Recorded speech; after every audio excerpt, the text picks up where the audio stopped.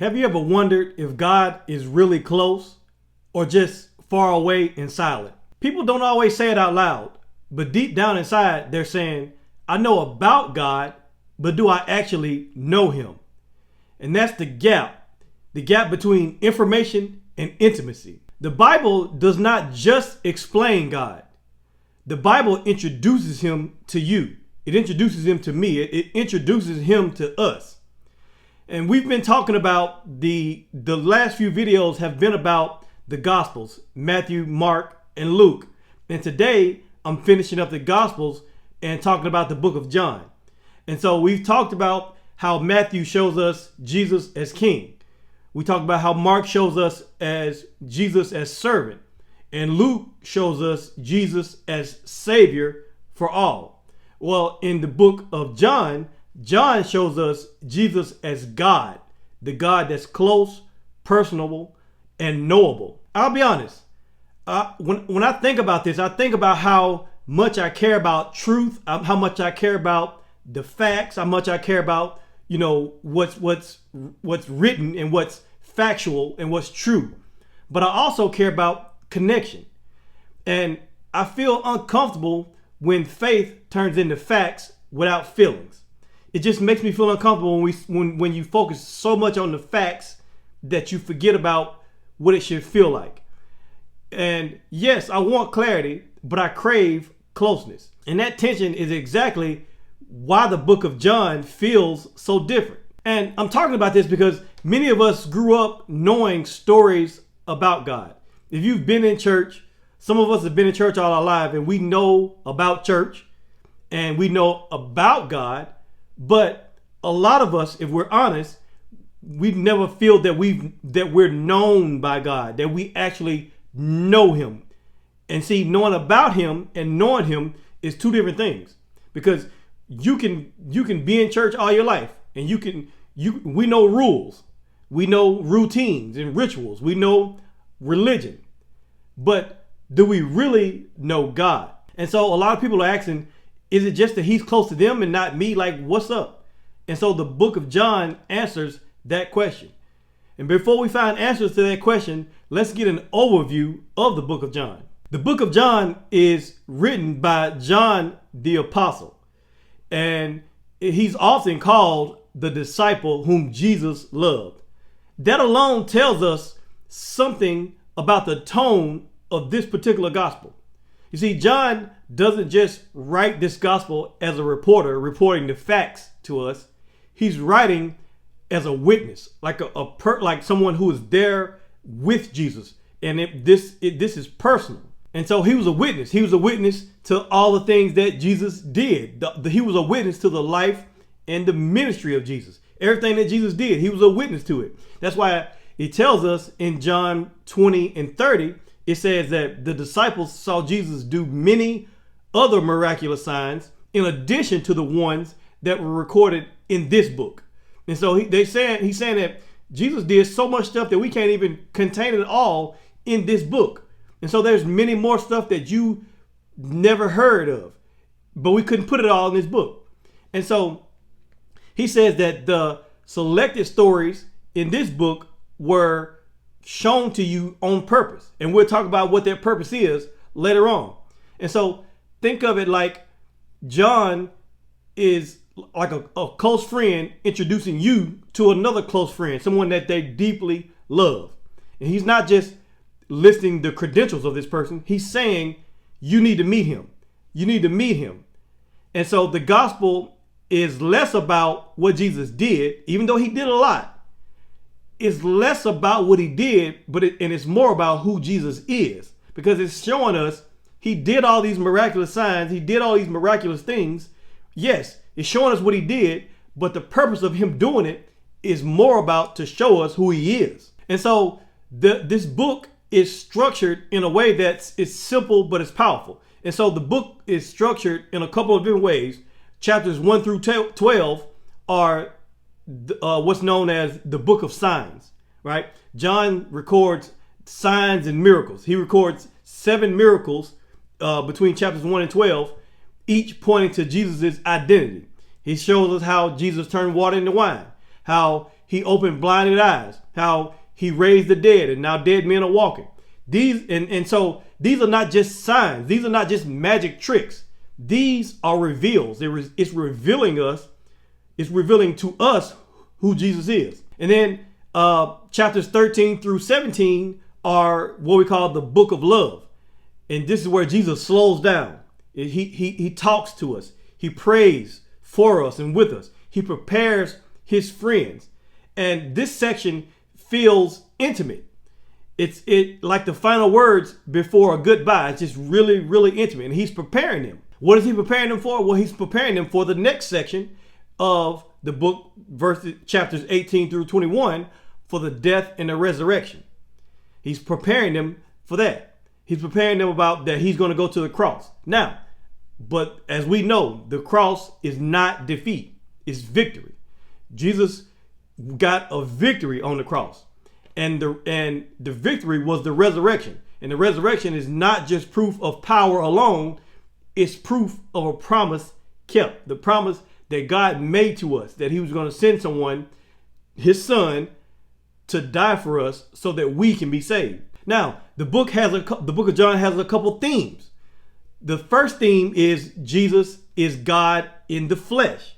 Jesus is God in the flesh. That's why John opens up the book in John 1:1. He says, in the beginning was the Word, and the Word was with God, and the Word was God. Jesus is the Word that was with God. Jesus is the Word that is God.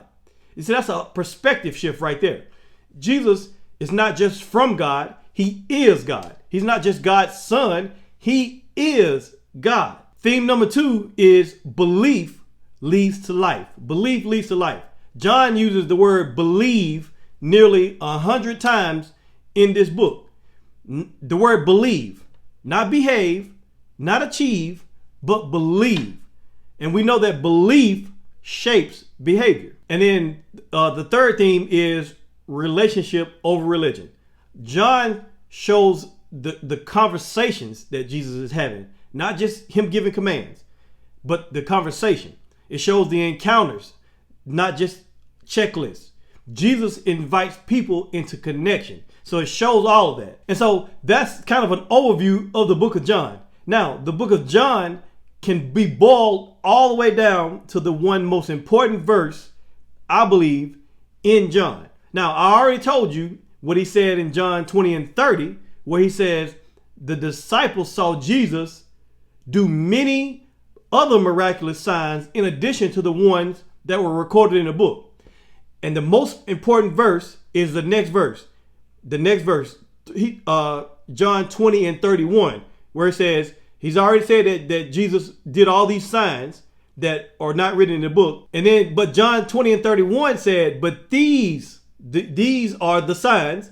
These are written so that you may continue to believe that Jesus is the Messiah, the Son of God, and that by believing in him, you will have life by the power of his name.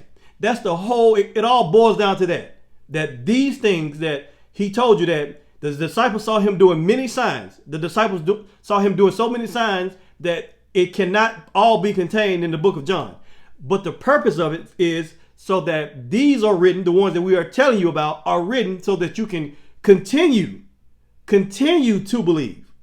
So that you can always look at this book and continue to believe that Jesus is the Messiah. Jesus is the Son of God. And that by believing in him and by his name, that you can have life. And so he says, these are written, these miracles are written. The Gospel of John is a carefully curated account of Jesus' life. That's why it's carefully curated, because there was so much more that couldn't fit in the book. So it's been carefully curated for you, for you and I, curated to show us so that we can continue to believe in God, so we can continue to believe that Jesus is the Son of God.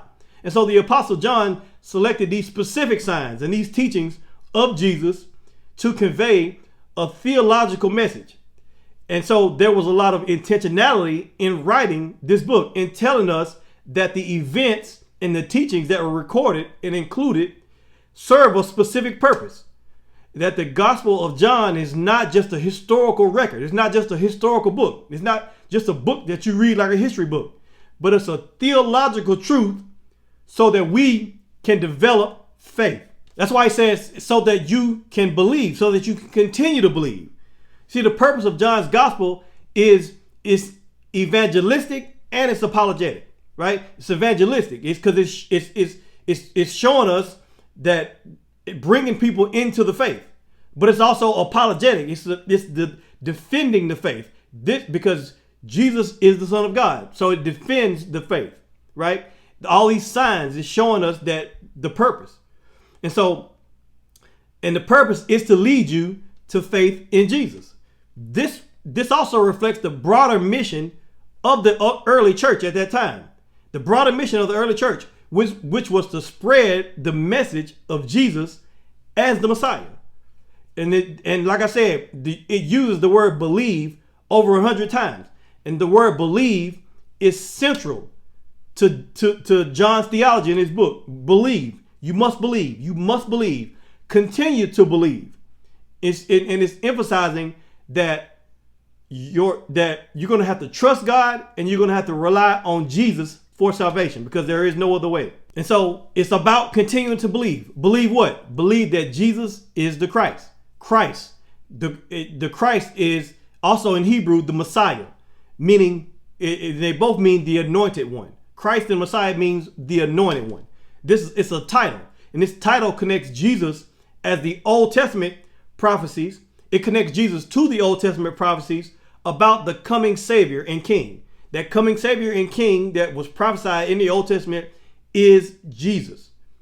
Passages like Isaiah 53 and Psalms 22 are the prophetic foreshadowing of Jesus' life and his mission. And so Jesus coming is the fulfillment of those messianic prophecies, those expectations. Jesus came and fulfilled those prophecies. And he came and he said, he came and he's the Son of God, the Son of God. This title emphasizes the divine nature of Jesus.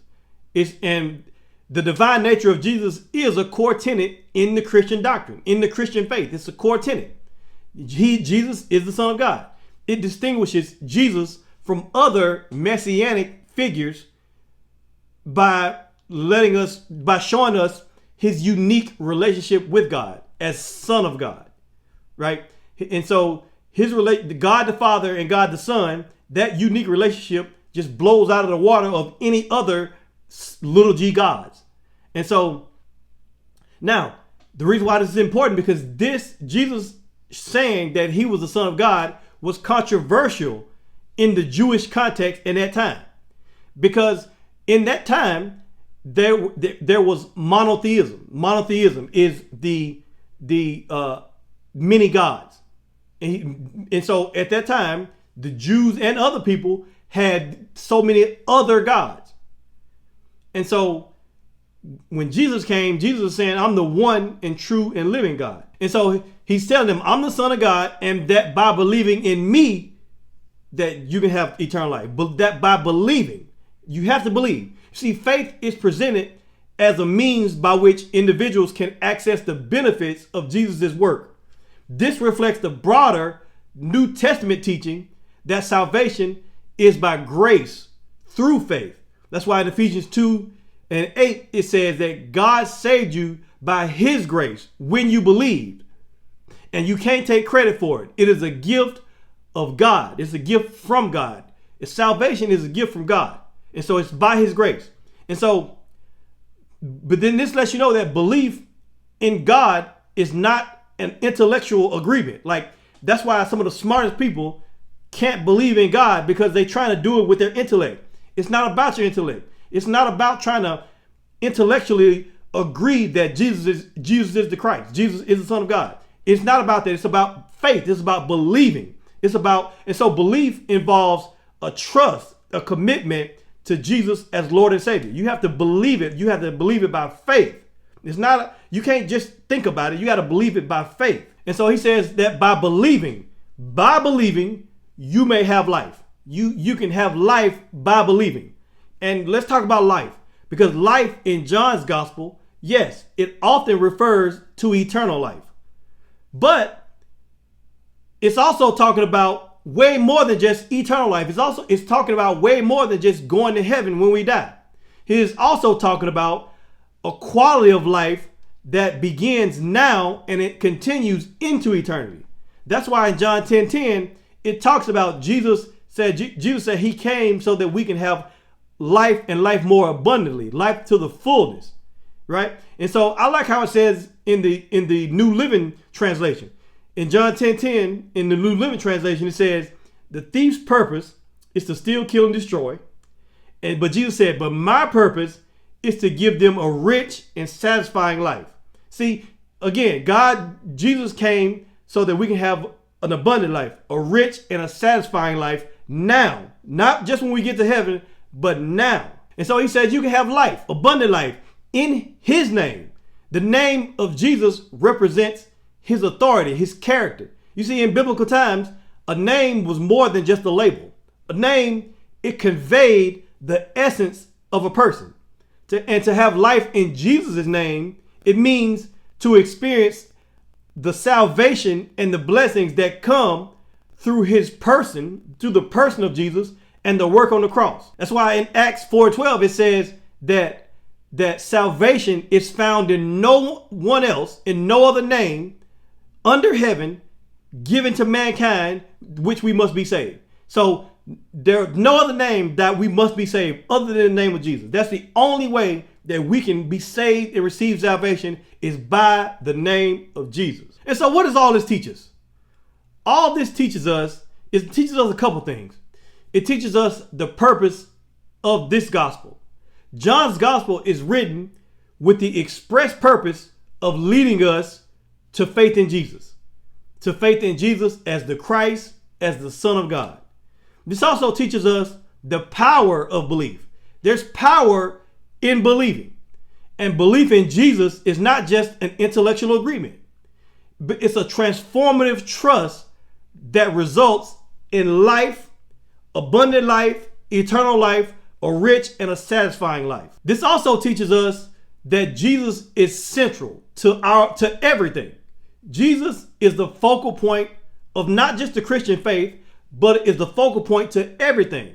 And understanding that is crucial for life and salvation. And then the last thing it teaches us is the role of Scripture in our lives. You see, the written word is a tool for revealing Jesus' identity and his mission, and it's also a tool for guiding us to believe. That's why it says in this verse is that all these things are written so that you can continue to believe in Jesus. That's the whole purpose. It's so that you can believe and continue to believe in Jesus. Imagine what would happen if you believe and continue to believe in Jesus. If you believe the written word. Imagine what would happen if you believed that God was near and not some far off God. What would happen if churches focused on relationships over routines and rituals? If the world knew that God was not just distant, but he was a very present help in the time of trouble. If we believed that, we wouldn't just know truth. We would experience the abundant life that Jesus came to give us. And so that's what I wanted to share with you in this video. If this was helpful for you, if it's blessed you, please share this with somebody else. Thank you for watching, and I'll see you in the next video.